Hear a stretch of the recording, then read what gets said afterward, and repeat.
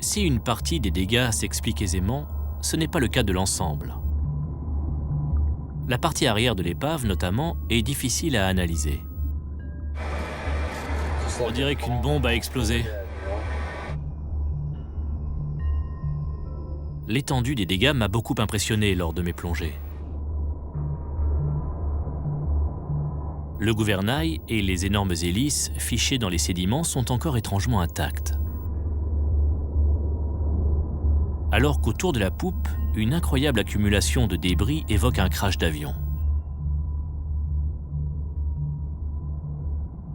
Comment savons-nous que la partie arrière a coulé très vite? Grâce au pont de Dunette. Le pont de Dunette, le plus à l'arrière, est complètement retourné. Comment des plaques d'acier d'1 centimètre d'épaisseur ont-elles pu se plier comme des gaufrettes? Ici, il y a une grue électrique qui offre beaucoup de résistance dans cet axe. Quand l'épave coule vers le fond, il y a un courant d'eau très fort dans cette direction. Donc, il y a un effet de levier important qui s'applique ici. D'accord? Donc, le pont est arraché, il se soulève et il est complètement retourné, comme ceci. Dans les 150 premiers mètres de la descente? Dans les 30 premières secondes. Peut-être qu'il y a eu des implosions ici qui ont fait sauter des rivets.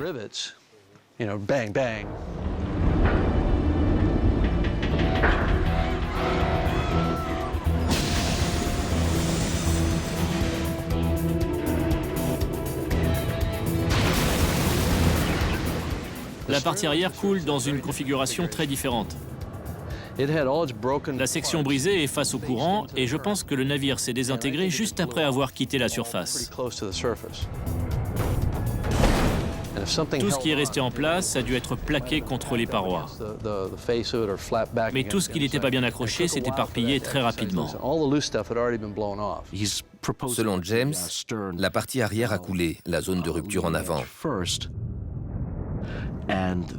Et le flux de l'eau dans cette zone endommagée aurait détaché, arraché le premier tiers de toute la partie arrière.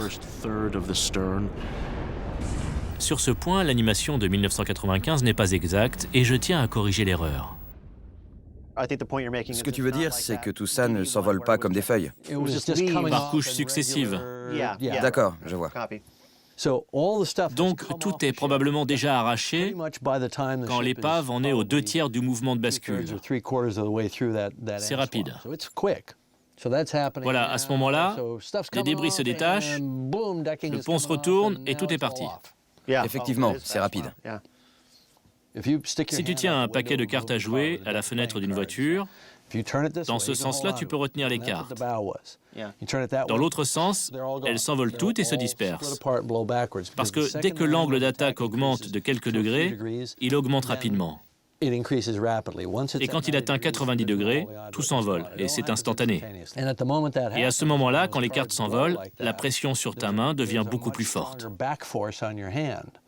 Ok. Essaie à l'occasion. D'accord. Sans te faire arrêter.